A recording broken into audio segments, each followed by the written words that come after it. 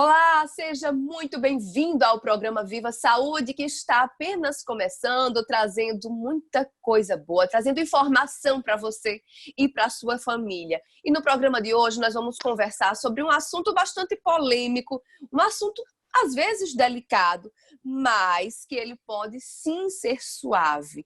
Vamos falar sobre educação sexual na infância e na adolescência.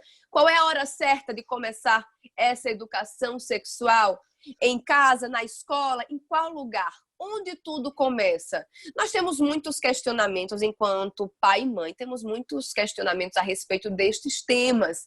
E hoje nós vamos conversar com Andressa Fernanda, que é psicopedagoga, que vai nos ajudar a desmistificar um pouco esse tema, né? Esse universo aí que muitas vezes nos deixa aí em situações embaraçosas. E também vamos conversar com Denise Ellen, ela que é professora de português, mas que tem um trabalho bacana, numa linha de pesquisa muito interessante e afim com esse tema, que ela pesquisou aí sobre a história da literatura infantil e também sobre o abuso sexual infantil, também nesse universo aí dentro da literatura, e vai contribuir bastante com o nosso bate-papo de hoje. Meninas, sejam muito bem-vindas. Obrigada pela participação de vocês. Muito obrigada. Eu que agradeço pelo convite. Adorei o coral. Andressa é psicopedagoga. Andressa, a gente sabe que esse tema às vezes causa bastante embaraço para os pais, né? Os pais ficam sem saber qual é a hora certa de conversar sobre a sexualidade, mas acho que talvez tenhamos dois momentos. O momento de conversar diretamente sobre a sexualidade no que diz respeito à questão mais afunilada do sexo, né, do ato, né? E existe também um outro lado disso, que é a construção, né, da nossa sexualidade, que talvez ela vá muito além da puberdade, né? Explica um pouquinho pra gente como é que deve ser essa visão no olhar do pai, no olhar da mãe e da criança. Perfeito, Mirna.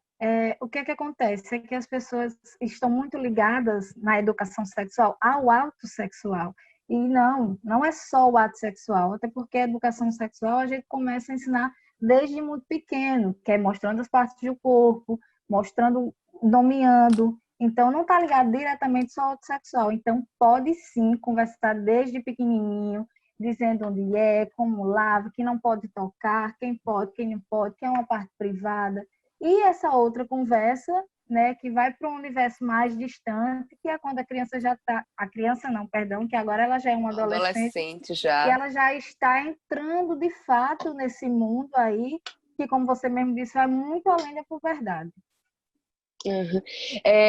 Denise, é interessante também porque a gente acha muitas vezes que qual é a relação, né, da literatura com o abuso infantil, de que forma aquilo está retratado nas entrelinhas, mas na verdade há uma certa negligência, né? Houve uma certa negligência, né? Porque não é de hoje que existem os abusos e não é de hoje que a própria literatura já deu traços sobre isso, né? Exatamente, né? Quando eu falei sobre essa proposta, algumas pessoas ficavam, como assim? O que é que tem a ver literatura infantil com abuso sexual infantil? Mas aí parte de que elas têm um denominador comum, que é a própria criança. A criança é o centro da literatura infantil e a criança, muitas vezes, é o centro do abuso sexual. E como você bem falou, isso acontece desde sempre, desde a existência da humanidade, a gente pode ver isso. E a gente percebe o seguinte, que a negligência está desde a noção de criança. Essa noção de infância que nós temos, dessa criança afetiva, dessa que nós temos que cuidar, que nós temos que ter respeito, limites, ela não existe desde sempre, ela veio existir agora. Se a gente pegar, por exemplo, lá na Idade Média, as crianças elas eram vistas como adultos em miniaturas.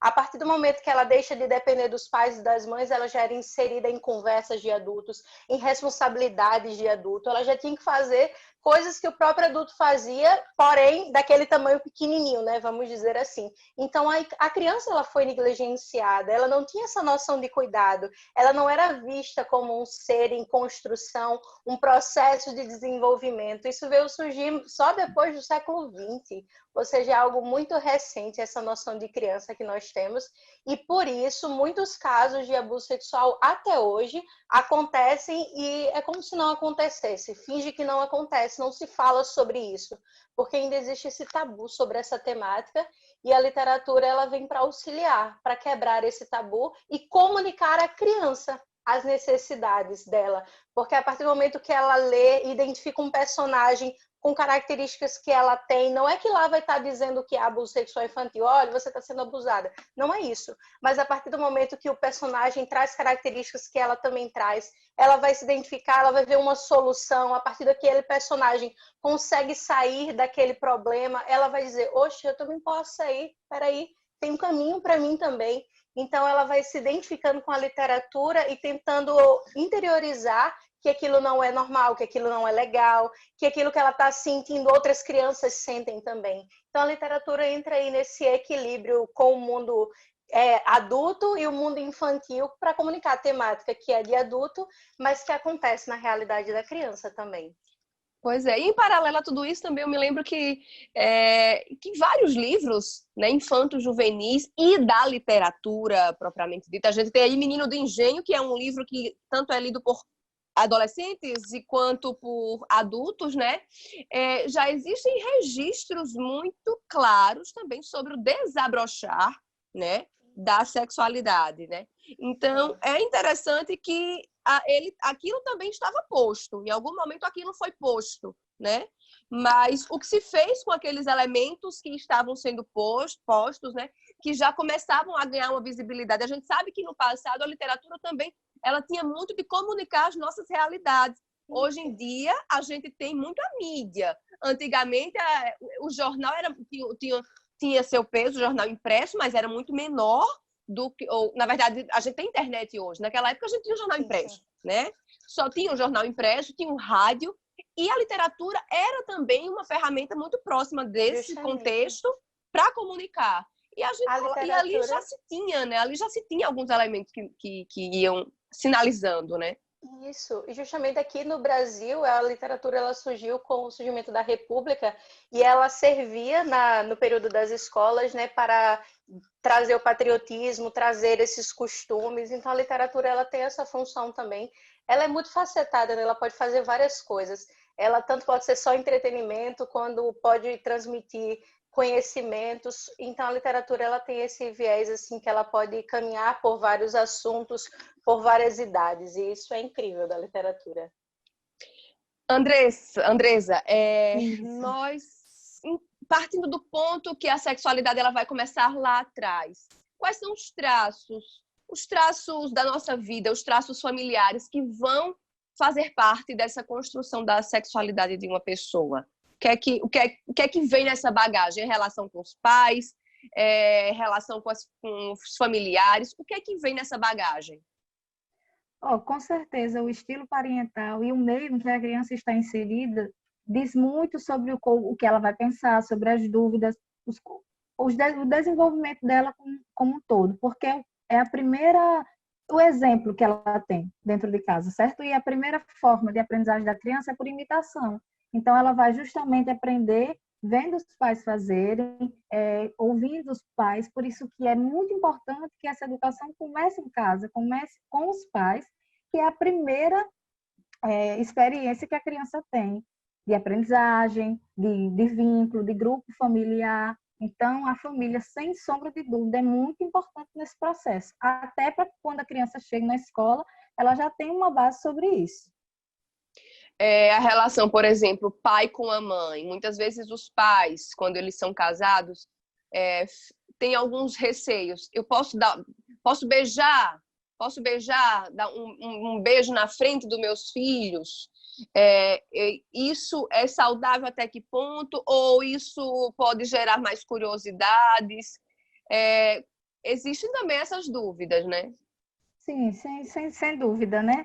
A criança ela vai estar sempre atenta a tudo. Mas é a questão do limite também. Um beijo, o que é um beijo? Um beijo é um carinho, certo? Então, ela pode ver simplesmente como os pais dela têm uma proximidade, têm carinho um pelo outro. E o diálogo, é sempre o diálogo. Se ela tem dúvida, se ela vai perguntar, vamos conversar abertamente, vamos explicar direitinho? Claro, no limite que ela precisa saber. Porque a gente também não precisa contar todo o beabá complexo, Sim, e naquela claro, claro. idade ela ainda não precisa saber daquelas informações. Mas sendo claro, aberto, não, olha, isso não é coisa para você, isso não é coisa de criança. Porque isso só vai gerar mais dúvida na criança. E se ela não buscar a resposta com um, ela vai procurar com o outro e ela vai acabar encontrando.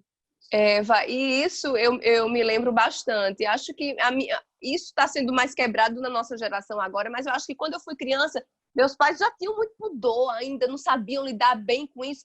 E eu me lembro quando surgia alguma dúvida, realmente, eu lembro que naquela época minha mãe já me deu algum tipo dessas respostas.